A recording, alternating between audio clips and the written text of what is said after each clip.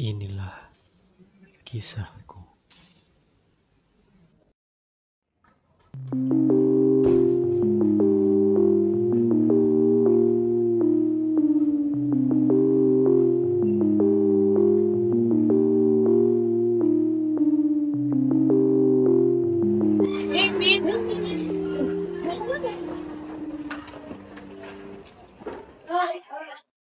Lihat gak sih tante Evin kayak tatapannya tuh beda gitu loh dari biasanya. Kayak tatapan kosong. Terus dia tuh beda juga dari biasanya. Kan biasanya dia ceria, terus banyak ngomong. Sekarang tuh lebih banyak murungnya. Aku juga merasa gitu sih. Aku kenal gak apa itu sih. Tapi pernah ada di DDIP. Iya sih, kayak aku tahu dia mungkin kelihatannya baik-baik aja. Terus ya kelihatan ceria kayak biasanya aja gitu loh. Tapi aku merasa kayak misalkan dia tuh itu salahnya. Dan kamu ngerasa tuh nggak sih? Aku juga ngerasa gitu kok. Mungkin dia nggak pengen kita tahu masalahnya apa. Dia kayaknya gitu ya. Dalam sebuah komunitas yang sehat, rasa memiliki dan kepedulian antar anggota tumbuh secara alami. Dia dan Bila mampu merasakan ada yang berubah dari Alvin, di mana hal ini menunjukkan adanya ikatan emosional dan kepedulian dalam kelompok. Seperti dalam teori rasa komunitas yang dikemukakan oleh Saracen, ketika seseorang merasa menjadi bagian dari kelompok, maka kepedulian terhadap sesamanya pun muncul. Meski Alvin mencoba menyembunyikan apa yang ia rasakan, namun dia dan Bila tetap bisa menangkap sinyal tersebut. Hal ini merupakan tanda bahwa komunitas sejati tidak hanya berbagi ruang, melainkan juga saling membaca dan menopang, bahkan dalam diam.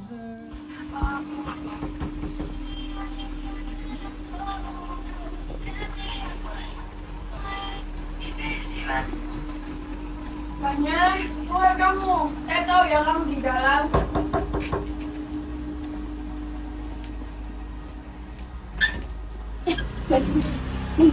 Nggak perlu di sini aja cukup. Kapan kamu mau bayar utang? Utang kamu tuh sudah nunggak ya? Iya, tapi saya belum ada uangnya, Mbak. Dari kemarin gitu mulunya, apanya? Terus mau kapan kamu bayar utang? Mau minta waktu berapa lama lagi? Ya, tunggu 1 mingguan lagi ya, Mbak ya. Enggak, saya kasih kamu waktu maksimal 3 hari lagi. Kalau enggak kamu keluar dari rumah ini ya. Ya.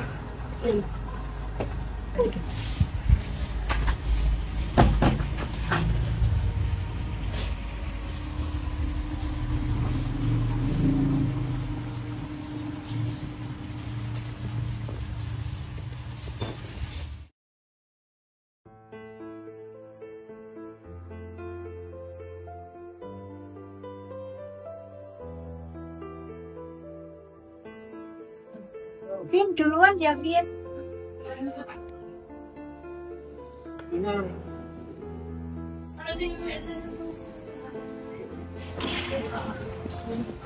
Alvin.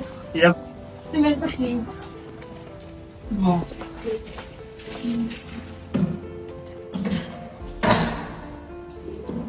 Iya, Bu, kenapa ini?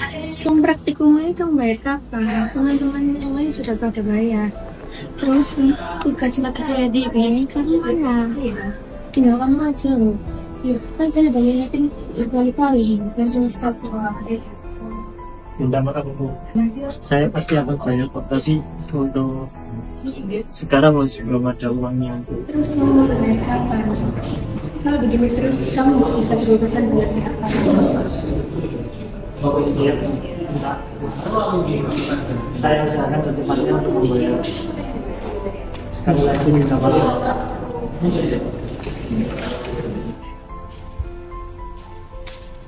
Kamu ngapain nangis? Mahasiswa psikolog untuk menanya.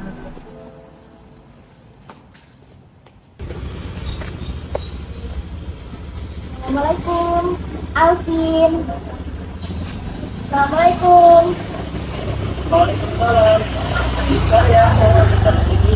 Oh ya.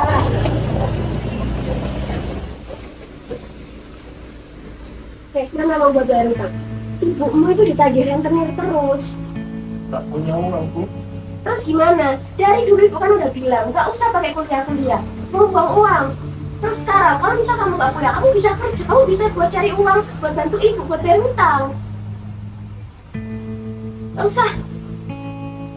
Mau kemana kamu? Kerja kelompok. Kerja kelompok terus salah, palingan juga nongkrong, ngeluh, makan, tidur. Biasanya kan gitu mulu terus. Kamu itu nggak bisa bantu orang tua. Iya, maaf ya lama. Gak apa-apa, aman-aman. Kamu dengar nggak tadi? Dengar apa? Enggak kok, aku dari tadi dengerin earphone. Nggak apa-apa, cuma manggil doang. Oh, oke. Yaudah, langsung berangkat.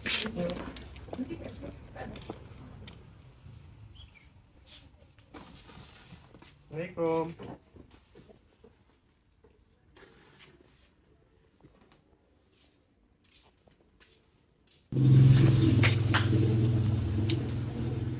Bu, ibu, ibu, bu, bangun. Kalau ibu nggak ada, aku sama siapa, bu? Ibu. Kenapa?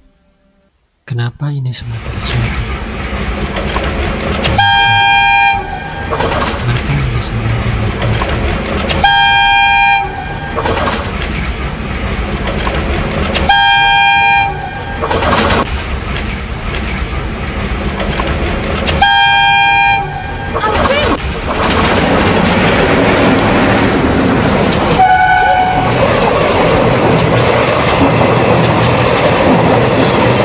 Udah, apa-apa. Sekarang tenangin diri kamu dulu, tarik nafas pelan-pelan. Oke. Mau minum?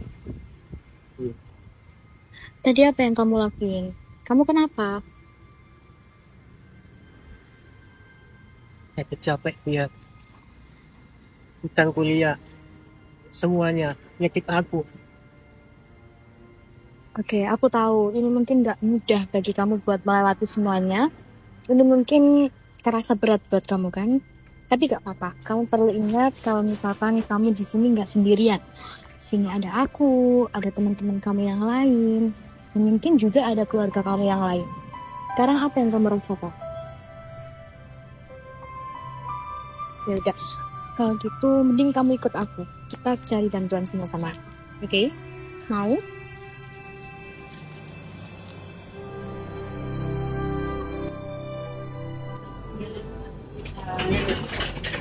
Assalamualaikum. Waalaikumsalam. Iya, ini ada teman saya yang mau ke sini. Iya, silakan. Silakan. Aku tunggu di luar ya. Iya, makasih dia.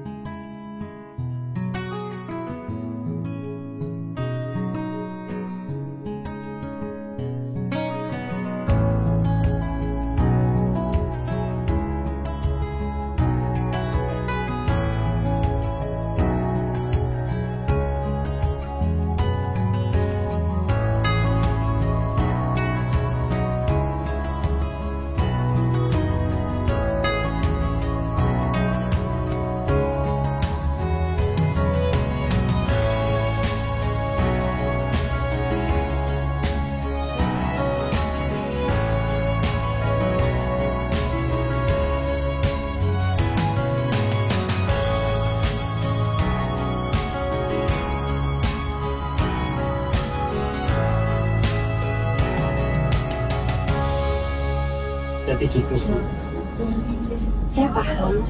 Saya paham kamu sudah melewati banyak hal, tapi dengan kamu datang ke sini, itu artinya kamu sudah mau untuk sembuh. Tapi kan saya mahasiswa psikologi, saya tahu apa yang saya rasakan. Hanya saya bisa menggendong semuanya. Saya bisa untuk mencari solusi bagaimana tentang apa yang terjadi pada diri. Paham, dan saya mencoba untuk mengerti. Tapi justru karena kamu manusia, kamu juga patut untuk ditolong. Kamu boleh jatuh, kamu boleh ngeluh, kamu boleh juga untuk menyerang, tapi harus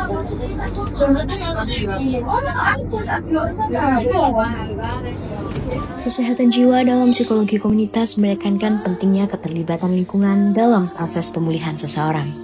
Ketika Alvin berada di titik terendah, kehadiran dia menjadi bentuk nyata dari pendekatan komunitas yang bersifat preventif sekaligus manusiawi. Ia tidak menilai, tapi hadir dan bertindak. Di ruang konseling, dukungan berlanjut secara kuratif, menegaskan bahwa pemulihan jiwa tidak hanya soal penanganan medis, melainkan juga terkait penerimaan sosial.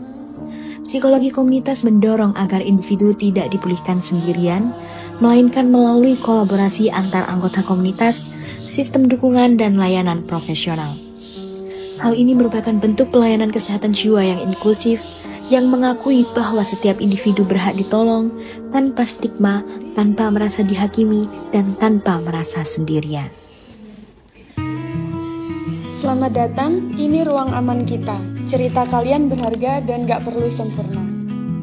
Aku tahu gimana ngerasa sendirian, tapi di sini aku jadi belajar. Ternyata ada yang berjuang diam-diam juga.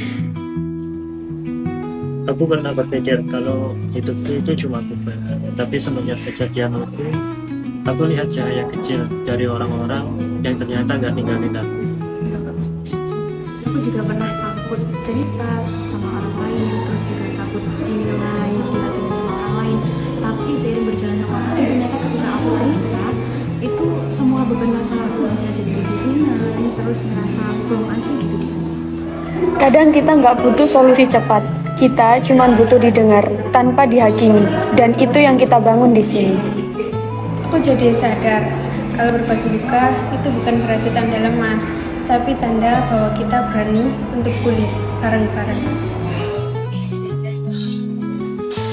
Dulu aku nggak merasa cukup kuat, tapi sekarang aku tahu kalau kekuatan itu juga bisa datang dari pelukan yang diam-diam memuatkan.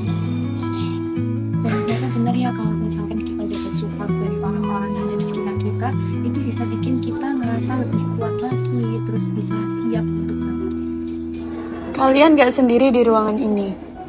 Kita saling jaga dan saling hidupkan harapan. Di ruang ini, keempat elemen dalam sebuah komunitas hadir secara nyata. Alvin, Bila, dan Dia menunjukkan membership melalui keterlibatan dan rasa aman saat saling berbagi tanpa takut dihakimi. Dinar mampu menciptakan batas dan simbol ruang aman, tempat mereka merasa diterima dan terhubung. Influence tampak ketika mereka saling menguatkan melalui kata-kata sederhana yang memberi dampak besar bagi proses pemulihan. Integration and fulfillment of needs muncul saat mereka merasa kebutuhannya dipenuhi, bukan dengan solusi melainkan dengan kehadiran yang tulus. Dan akhirnya, shared emotional connection terbentuk dari pengalaman yang mereka bagi, dari luka yang diceritakan, hingga harapan yang dihidupkan bersama. Inilah wajah komunitas, bukan sekadar tempat untuk berkumpul, melainkan ruang untuk tumbuh dalam keberanian dan kehangatan. Selamat pagi semuanya. Baik, saya sekali bertemu dengan teman-teman semua di sini. Tentunya di sini kita akan membahas kelas yang sesuai dengan awal, yaitu kelas psikologi emosi.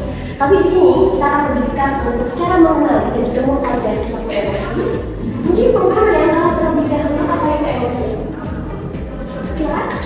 Pada saat dirasakan oleh seseorang itu merasa senang, sedih. Boleh. Ada lagi? Nggak ada masih? Cukup? Baik, itu sebenarnya benar juga bahwasanya emosi itu adalah perasaan yang kita rasakan. Tapi memang ini bukan tentang sedih atau negatif saja, tapi lebih dari itu ternyata emosi itu sangat luas jangkauannya. Dan di sini, di forum ini, kita akan belajar mengenai bagaimana kita akan meregulasi emosi yang baik, mengenali emosi dalam diri kita, dan apa yang sebenarnya terjadi dalam diri kita.